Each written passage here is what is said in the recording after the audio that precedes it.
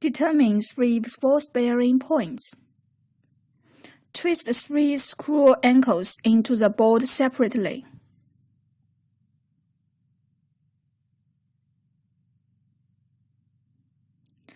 Lock 3 slip-snap joints with 3 screw ankles. Thread through the slip-snap joints with the steel wires with length adjustable.